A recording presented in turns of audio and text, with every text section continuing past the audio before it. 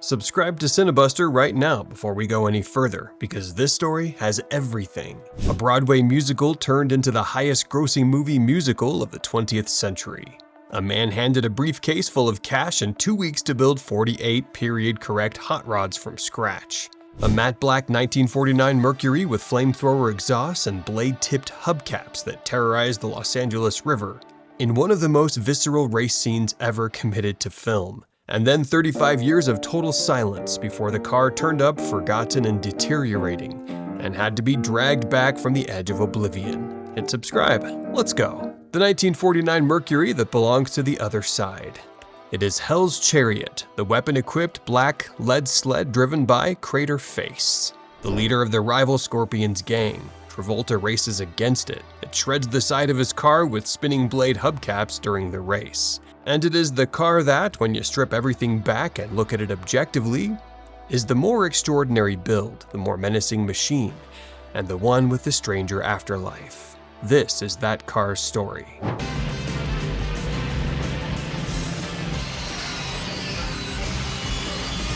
Grease began its life not on screen but on a stage in Chicago in 1971, written by Jim Jacobs and Warren Casey. It was raw, funny, and deliberately nostalgic about the 1950s greaser culture they had both grown up around. It moved to Broadway in 1972, ran for 3,388 performances before closing in 1980, and at the time of its closure held the record for the longest-running show in Broadway history. It made stars of everyone who passed through it. Among the replacements who played Danny over the run were Richard Gere, Patrick Swayze, and a young John Travolta who played Duty, not Danny, in the touring production.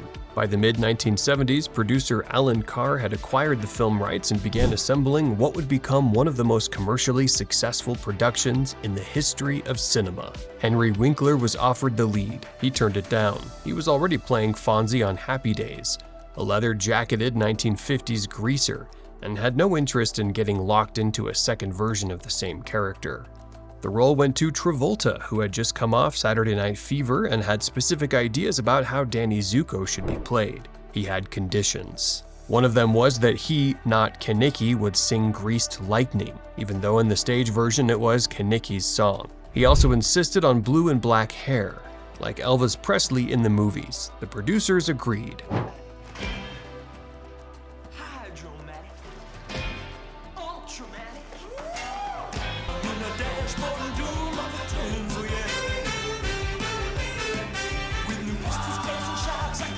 Olivia Newton-John, who had done very little acting at the time, requested a screen test with Travolta before agreeing to sign. Her character Sandy was rewritten from the original All-American Girl into an Australian transfer student, entirely to accommodate Newton-John's own background. Production began in June 1977. The cast was almost entirely in their 20s and 30s playing teenagers. Travolta was 23, Newton-John was 28. Stockard Channing was 33. Grease was released on June 16, 1978, on a budget of approximately $6 million. It grossed $387 million worldwide. It became the highest-grossing film of 1978, the highest-grossing musical film of the 20th century, and it has been broadcast somewhere on television every single day since. To make Grease work on screen, someone had to populate it with cars. Not generic background traffic, period-accurate 1950s machines that look like they belonged to teenagers who lived inside the culture the film was built around. The man who got the job was Eddie Paul of Customs by Eddie Paul, a Hollywood car builder who would go on to create vehicles for the Dukes of Hazzard, the Fast and Furious franchise, XXX, and Pixar's Cars, among dozens of others. The story of how he got hired for Grease has become something of a legend in the picture car world. A man from the studios knocked on his door, offered him a briefcase filled with $100 bills, and told him he had 2 weeks to deliver the cars. Paul delivered 48 of them. 2 weeks, 48 vehicles. Among those 48 vehicles, 2 mattered more than all the others combined. The first was Greased Lightning, built on 2 1948 Ford Deluxe convertibles with their roofs removed to allow cameras to shoot inside. The second was Hell's Chariot. The 1949 Mercury is one of the most important cars in American automotive culture, independent of anything that happened to one of them in a 1978 musical. The post-war Mercury, particularly the Series 9 CM coupes, became the foundational vehicle of the custom car movement in the late 1940s and 1950s. Low, wide, heavy with a slab-sided body that begged to be lowered and chopped. It was the go-to platform for the Barris brothers, for Ed Roth, for every serious customizer who wanted a starting point with presence. James Dean drove a 1949 Mercury in Rebel Without a Cause. The connection between that car and adolescent cool was already 30 years deep by the time Eddie Paul got a hold of one for Grease.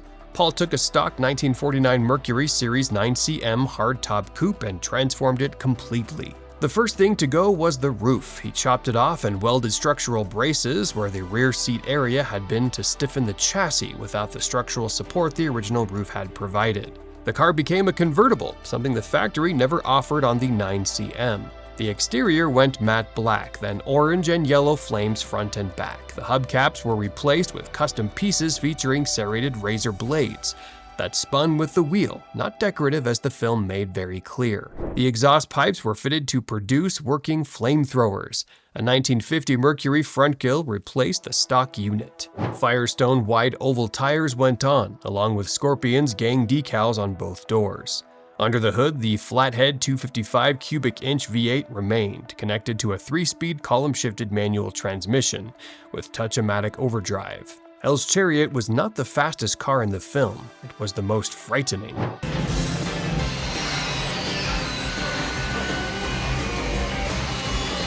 Paul built 2 versions. The star car, used for all close-up and dialogue scenes, had square-topped wing windows. The stunt car, used for the impact sequences and the harder driving, had rounded windows.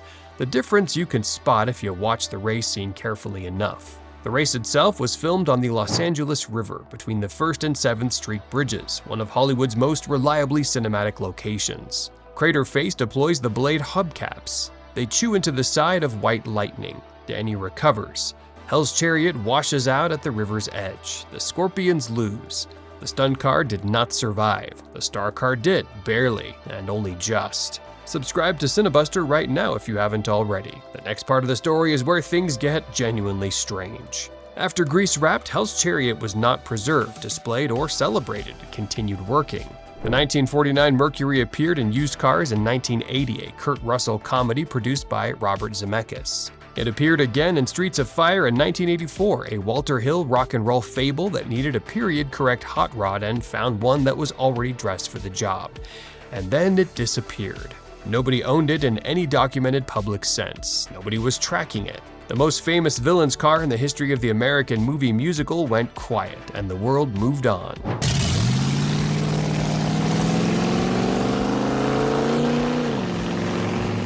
For roughly 35 years, Hell's Chariot was unaccounted for. There were rumors, as there always are with lost movie cars. None of them led anywhere with documentation. And then, around 2013, 2 collectors, David DeShure and Scott Byram, found it. The exact circumstances of the discovery have been described differently across various accounts, but the car was located in a car repair shop. Its identity unrecognized, its condition deteriorating. A photograph taken the day DeShure and Byram found it shows a car that had clearly been through decades of neglect. The black paint was dull, the flames faded. The blade hubcaps were still there. DeShure arranged for the car to be shipped to Dan Condon at the shop in Palm Desert, California, for a full frame-off restoration. The commission was specific, restored exactly as it appeared in the film. Not better, not different. Condon rebuilt the car from the ground up. The Scorpions decals were recreated.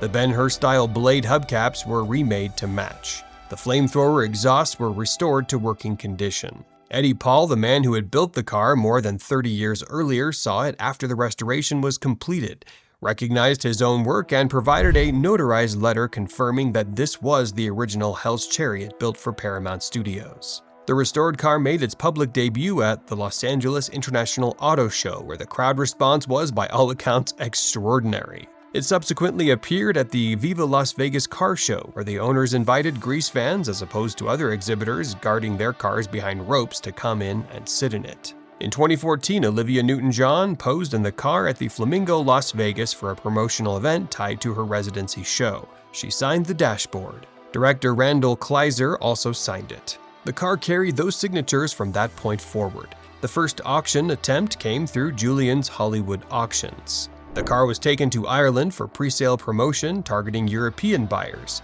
a decision that, by the seller's own account, was made without adequate promotional support, and the listing was pulled before the car crossed the block. A persistent claim circulated online that it had sold at that event for $478,000. It had not. The six-figure amount is real, but it refers to a subsequent Julien's auction in 2018, at which the car did sell for that amount. The sellers at the 2018 auction were different from Deshore and Byram, which is a point that does matter for the ownership chain. Deshore and Byram brought the car to Mecum Auctions' Monterey event in August 2022, their first public attempt to sell it. The estimate was between $600 and $750,000.